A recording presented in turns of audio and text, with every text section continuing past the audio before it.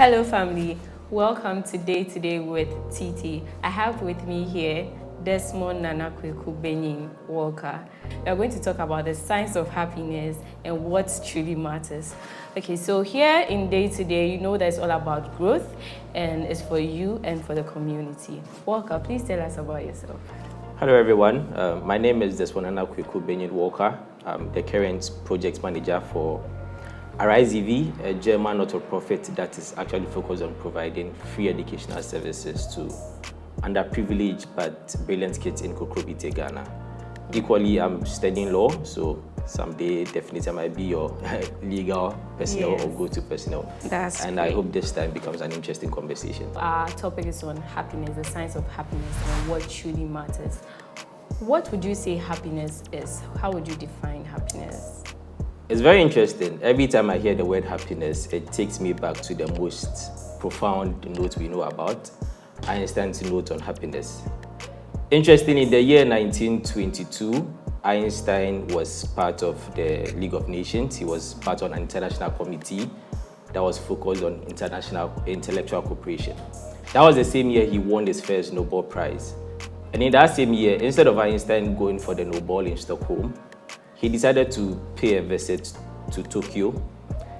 And whilst he was lodged at Tokyo, he actually left a note to a courier in Tokyo. And the note read, "A calm and modest life brings more happiness than the constant pursuit for success combined with its relentlessness." And this actually puts into perspective two things. We could ascertain the fact that one could find happiness in the pursuit of success. And we understand in such a chaotic world we find ourselves in, once you're able to master the art of controlling a segment of that chaos that's in either your career path or your professional life, definitely it confers onto you some sense of achievement, happiness, or we say success. Yeah. Equally, he ascertained the fact that you could also find happiness in a very calm and modest life. But should you contrast these two, you should understand that Einstein himself was a very successful individual. So definitely, I believe he spoke from the perspective of how he felt, and he felt relentless every time to want to achieve greater success. There's a legal maxim that says "nemo dat," which means that he can't give what he doesn't have. Definitely, since he didn't live a calm and modest life, he can't speak to that. Nice. But normally when you are trying to be calm in situations getting tough and you don't speak about it, they do say that a problem shared is half solved, right? And they also say that the fact that maybe you are going through something doesn't mean others are not going through anything too. And maybe somebody is overstepping their boundaries, like trying to get on your nerves. The fact that you're staying calm in the situation is actually boosting the person's energy to just, bully or come at you. So do you stay calm in such situations, or you state what you don't like to the people, or you just keep your words to just maintain their happiness in the environment? In as much as he said a calm and modest life, I believe he meant the bare minimum. It's like a defined metric, it's like a standard. And in the bare minimum, equally, for you to be happy in this life, there's at least a bare minimum, the least things you need to be able to attain some sort of happiness, as opposed to the extremeness of it. And in our search for the bare minimum, it is important, one, to build character and composure. Okay. It doesn't matter what level on the spectrum you are in, it is important to know and well define what you want and what you need, and equally understand what you need to survive at that level. An example is, if you don't want to be a billionaire so much, you definitely understand you might not afford the luxury of buying a private jet. Okay. So you get used to using your normal luxurious cars. Someone would also prefer using public transport. Whatever level you are in, it's important to build character and composure to understand the pros and cons of it, what you need to get used to on your daily basis, and what should be an extraordinary adventure for you. So I would say, in as much as it's living a modest life, there's actually a bare minimum to that, which one should strive their best to attain. Okay, we would like to know how your growing up was like. When you were growing up, how was it like, and what made you happy when you were growing up, and how has it affected your life now? Interestingly, I believe most of us guys remember back in the days, there's this game where we use rubber bands we call it tie, throwing tie. And in this game, we actually learned a whole lot of life lessons that if you pay attention. We learned to build things for ourselves and to strive to earn more. We had this sort of satisfaction in the fact that we earned a reputation for ourselves in being the best at winning a lot of it or wagering more, taking more risks. So you learn about risk management, you learn about keeping your composure, you learn about even about issues of mental health, because you always have to learn how to pick up yourself to always strive. At the end of the day, what's the goal? The goal was just to hand over all your winnings to just a fried rice seller, to just have a pack of fried rice. So in that, it actually puts things into perspective. The fact that if you want to achieve success, even at that young age, you need to understand that nothing of great importance was built without order. Because if you actually even look at the world, for you to be able to have something working very well, there should be an intelligent mind behind it. So for myself, growing up, I believe these were some of the things that actually taught me the need that to achieve success, you need to work very hard. But equally, to just achieve happiness, inherently as humans, there's always this need to want to achieve something, to achieve more. And in your pursuit of this, you find some sort of happiness. It's just that when you become too obsessed with it, you always want to achieve the next thing. You have this fear of missing out. You want the next thing. It creates this huge void where you don't get to appreciate so much of what you have, that in as much as you have it, you could have all the worldly possessions to yourself. So far as your emotions, which happiness is an emotion, so far as your emotions doesn't tally with what you have, you would never be happy. As you were young, did you ever see yourself at this age and predicted what will make you happy? Like, when I was young personally, I used to think when I get in the near future, in 10 years time, I'll be able to buy a full ideal milk and I'll share with my siblings, and that's all that really made me happy. And I thought that would make me happy, but it's nothing. I even have a bigger one in my fridge, and then it's been even a week and I've not used it yet. So is there anything that really made you wish that, oh, I want to become an adult and then I'll be able to afford this and that will make me happy? And then is it making you happy now? For some of us, where we come from, you don't have the luxury of not thinking about where you have to be or what you need to be. It's whenever you wake up, it's the thing you think about, because you want to afford the things you couldn't afford for yourself when you were very young. So yes, growing up, it's something I thought about, and luckily for me, I would say I find myself exactly where I expected me to be. I would say ambitions are not cast in stone, they're not bricks and mortar. You just need to be a bit fluid, change with the changing times. But there's one thing I believe in, it doesn't matter wherever I find myself. It's from an extract of Marcel Proust's book, In Search for Lost Time. And he says that so far as you distract your mind from your mind from its dreams, you would never know them for what they are. And you'll be taken in by the appearance of things because you didn't know them for their nature. And he actually makes the point that you need to know what your dreams are, so that when things happen, you are not shocked or taken in by the appearance. You know you worked hard for them and you got to that point. So for me, I believe on a daily basis, I will define the metrics of what makes me happy, the metrics of what I feel I need at a particular point in time. I don't let the fear of missing out just lead the way. No, I make sure I stay in the seat, I keep things in control, and I keep the order. So. Okay. My next question is, have you at any point felt like you are responsible for someone's happiness, or you've also felt bad that you were a cause of something, that's why someone is not happy? Have you ever felt that, and what did you do about the situation? I give predominance, first of all, to myself to make sure I'm happy before I could make anyone happy or prioritize anyone's happiness or sense of satisfaction. Again, that is the reason why I work where I work with Arise EV. And I remember once visiting the home of a student, and I just had lunch. I had bought lunch, and then I decided, okay, let me pay a visit to these students before I could eat my lunch. And when I went there, they live in just this wooden shack, and she was just left. She was there alone. Her parents had traveled, and I was so hungry, and I like food a lot, but I had to share with this kid. And after sharing, I told her I needed water. And she just had to go into a pot and fetch water for me. She just brought it to me, and I hesitated for a while, but I realized that this is what to them is a regular day life, and then I had to just drink it. You get it? And it puts things into perspective for me about the fact that for most of these young people on our project, they wouldn't have gotten this opportunity to dream or to climb to the heights some of us could easily dream about or even climb to.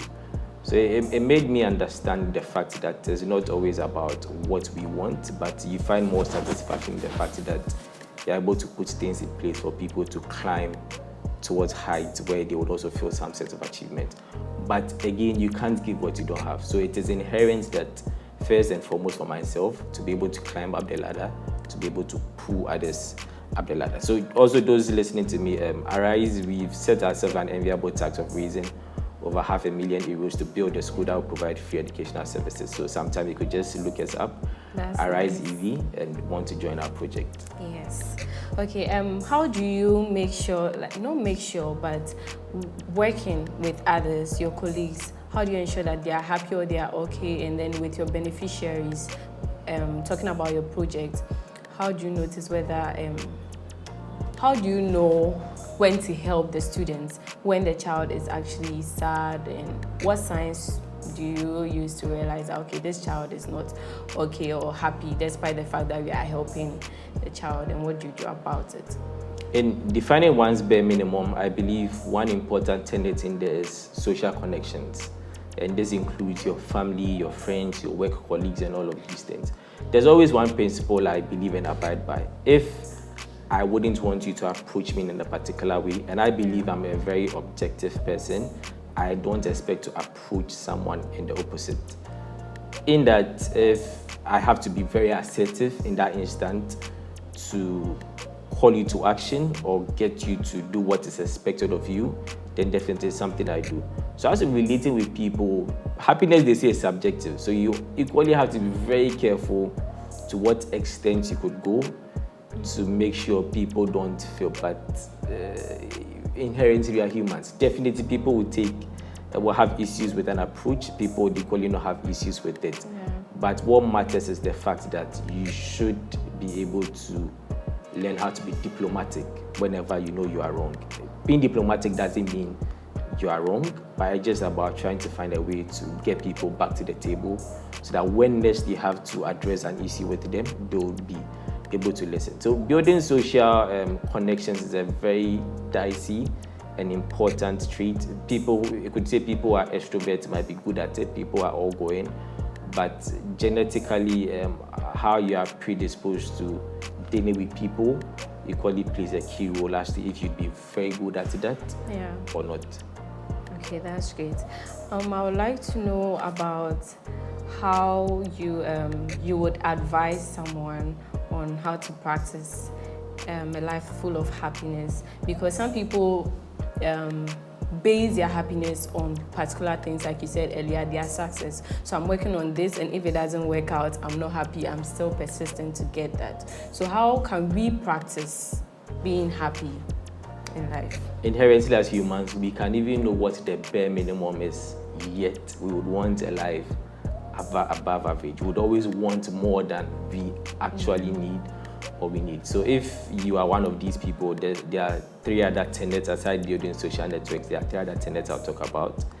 And the first has to do with living a purposeful life. So far as you find something to do, when you ask people why they're happy, they would always have very concrete sort of issues to raise up as this is the reason why I'm happy. Equally, you need to find very concrete sources for what should sustain your level of happiness.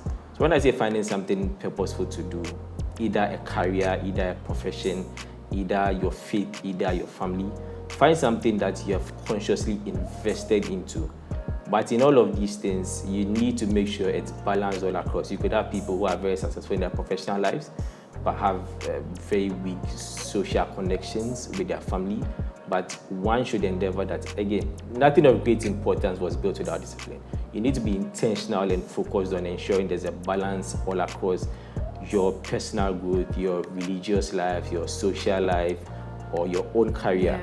And it's very important to understand, just as emotions or happiness is an emotion, and equally, if you look at success, there's a societal definition of what success is, and it changes with the changing times. So equally, you should position yourself where you can grow. You should be ready to grow in your character, grow in literally everything that actually helps you build upon these tenets. So far as you get to grow, you get to adapt to the changing times to ensure that your happiness is sustained all across. But or else, you look back and say, back in the days, I was this, I was that, and now it's quite different. Does your belief affect how happy you are most of the time?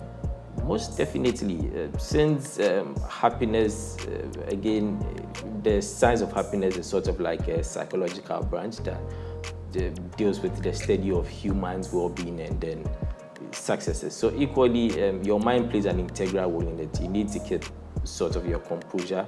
You always need to define why you want something. Do you want it because everyone wants it? Why do you want it? Why should it be given to you? And what are you prepared to work towards attaining it? So you need to actually make sure up in your mind, you are solid. Okay, does it have anything to do with spiritual things? Would you say happiness has something to do with spiritual things too? Because you made mention of social, you made mention of mental right now. And I think physical is also part, because what you read, what you consume, and what you actually do can make sure that can help you be happy. So spiritual, in the aspect of spiritual, how does spirituality play a role in your happiness? As someone who is a Christian, I would definitely say it's one of those interlocking tenets that spirituality to help me keep a sane mindset. In instances where I feel very down, definitely I would run to God. I would run to church, pray about it, read the Bible to get to have some sort of better understanding of perspective or strength to overcome it. But I feel like in a broader sense, you would ask yourself, those who are not spiritual, there are people who are not spiritual but equally happy. You get it? So I feel it's one of those underlying tenets, but it's not cast in stone in the mix. All the others could be. But I would also admonish people, if for quite some time now you've not had that sense of fulfillment or happiness, I would recommend you turn to religion, because that could be that missing link in there for you to have all the dots connected. That's great. Okay, so this last question is kind of for me, but I'm sure some our audience can also relate. Some of them can relate with me. Personally, I see a lot of people happy on their birthdays. I'm always sad. I don't know if it's my mindset that, I'm aging, that's why I'm not happy.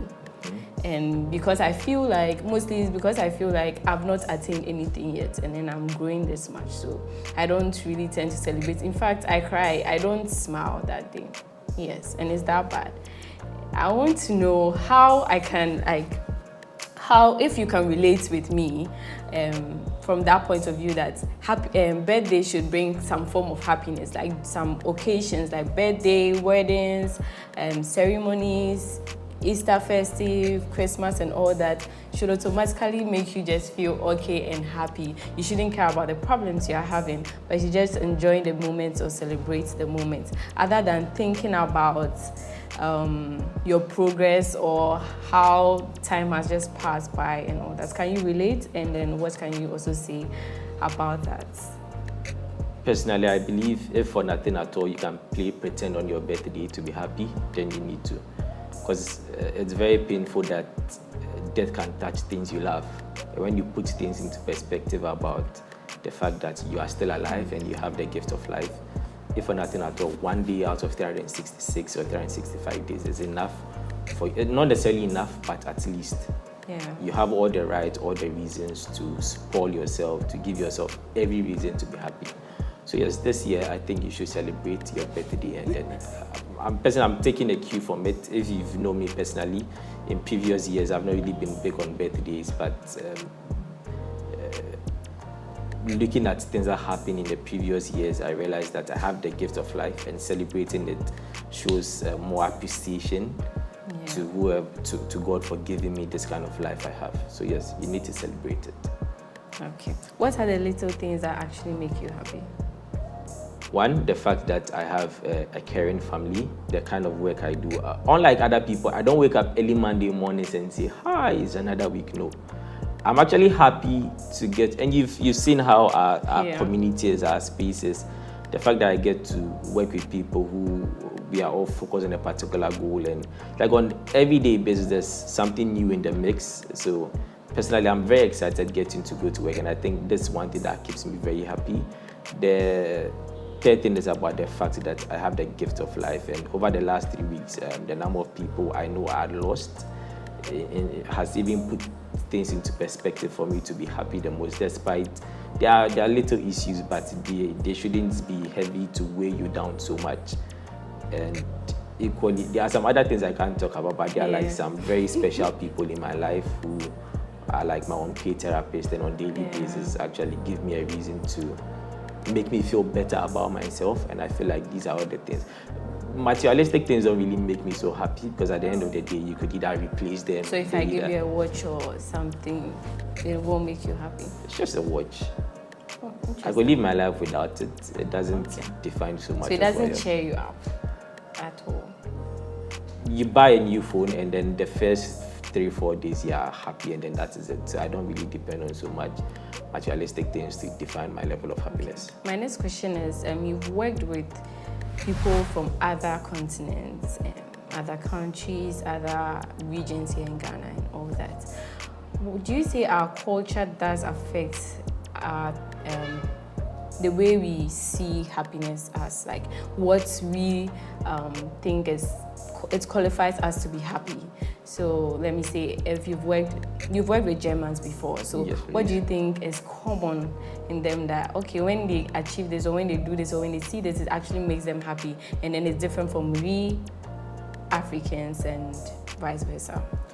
It's interesting, whenever you interface with foreigners, they have a lot of cultural shocks in that things we don't prioritize, things we don't see so much sense of fulfillment in. So yes, I feel like where you come from greatly influences what you prioritize to be happy or not. In some places, your first ever car or your first ever birthday at age 18 means a lot, but to some of us where we come from, it matters very little. You get it. So yes, I understand that these things, for Ghanaians particularly, I feel like Ghanaians don't take into so much consideration how relaxing it is when you get to a place very early. And every time you interface with a foreigner, they get used to it. They ask you, is it 3 p.m. Ghana time or 3 p.m. standard time? Because to them, getting to a place on time makes them feel some sense of fulfillment that they have, at least for which part of their day they can keep in control. They have absolute control over it.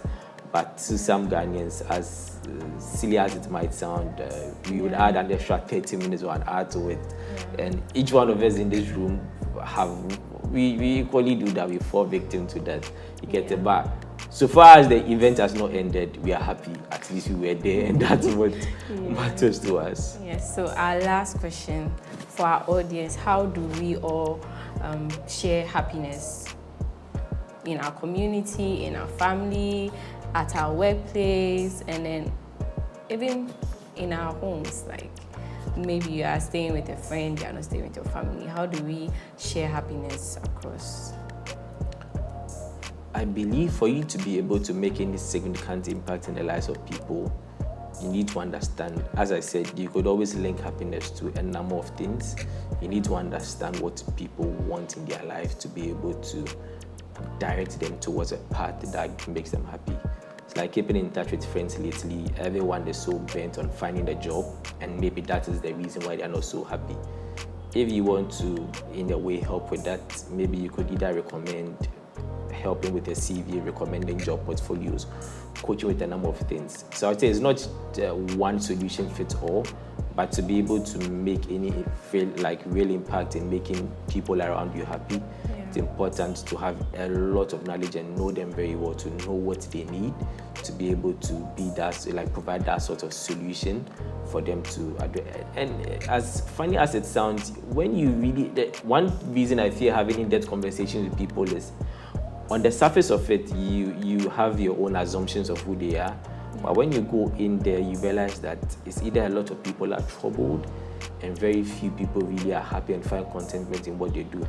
So personally, I'd make sure if I am very interested in someone to really know what's going on in their life, I should be ready to commit my resources to help them get to a point where they have that sort of satisfaction or contentment. But a little encouragement I'll give to people is be intentional about what you ask people for. If someone asks you, how are you doing? Be genuine in your response. I am good, I am fine. It's so a cliched response. But if you are my friend and I ask you how you're doing, that's what we're taught in genuinely mean it. How the are you doing? The response is mostly like, how are you? I am fine. Then maybe as the conversation goes on, me, I'm not feeling well today. That's how we were taught. I don't know if maybe you can associate it to our culture. Yeah, but just going blunt, how are you? And then I'm not fine. Now in the economy, I'm not fine, do me a favor. It's almost like I come to ask for something. Like, do you understand? It just pushes the person away. That's true, but again, you should be diplomatic in all of these things. Do me a favor, you should be diplomatic how you go about it. But I feel like dialoguing isn't something that has been well incorporated into our educational curriculum, and that's an issue we have with that. But all I'll say is it's very important that you can well define the kind of friendships you have with people.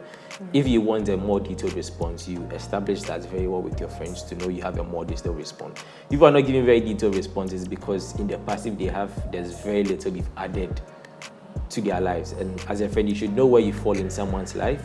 If you want them to regard you more, you should be ready to bring more to their friendship. Yeah. If you're my friend, you're not adding anything to my life. Why are you my friend? We just say hi and hello. No, you don't qualify to be my friend.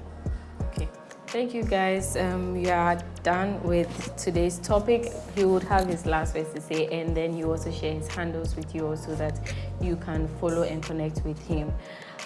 Before we leave, you always know that we have the Aminis Go To, and that's giving back to the community. Kindly comment happiness and then what makes you happy in the comment section, and we'll have something for you in our next episode. Thank you all for tuning in, and let's have your last words, Walker, before we call it off.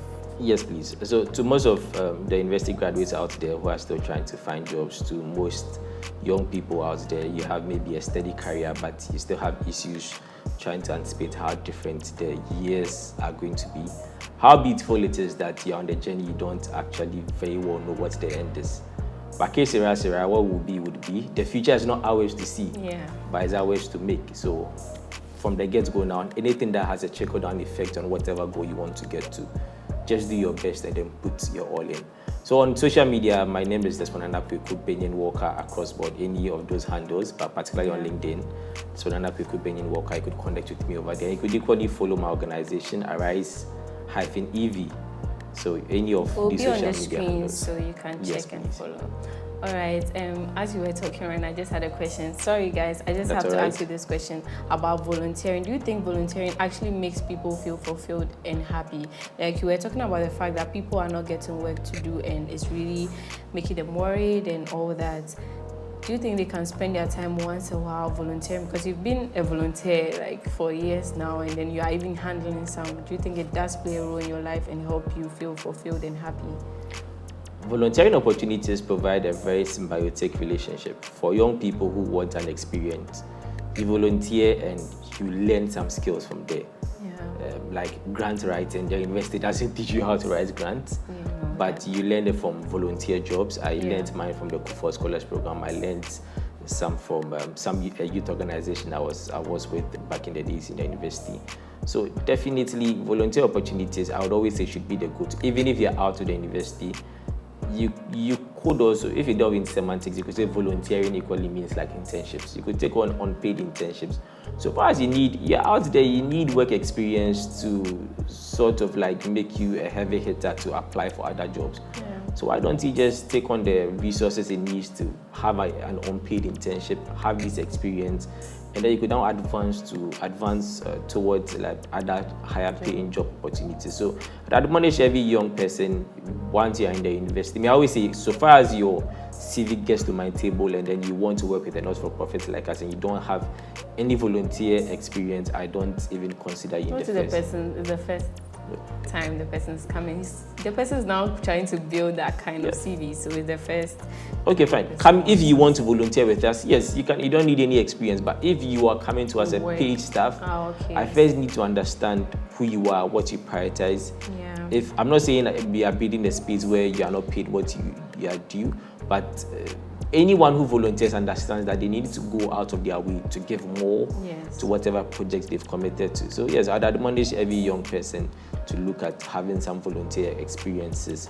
Sometimes when you are reworking your CV, you could in a way transpose volunteer opportunities to like work or interning experiences, and then this can boost your CV in a way.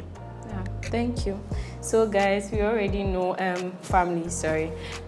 we in our Bible, I'm a believer too, I'm a Christian, and I know in the part of the Bible says that we should give to others, and then we should love others as ourselves, because we won't see God here to give to him or help him out, so we have to do it for our fellow friends and all that. So we have to try our best to give what we feel. So if you're not happy, that means if you're not happy, automatically you cannot give or spread happiness across board for others to also benefit from it. So let's try our best to make sure we are happy. Any little thing, we should celebrate our little achievements and little wins, so that we can also share the happiness across with others as well. Also, on this show, we made mention of a lot of things, and I just hope that you'll be able to practice them, because we are not just talking about them, but we are hoping that you practice them and then you send us feedbacks if there's a need for us to rearrange a different podcast to also answer your questions and some of the challenges you are facing. We will do that because we are here to serve you all. Thank you all for tuning in, and I'll be looking forward to see you on our next episode. Bye, guys.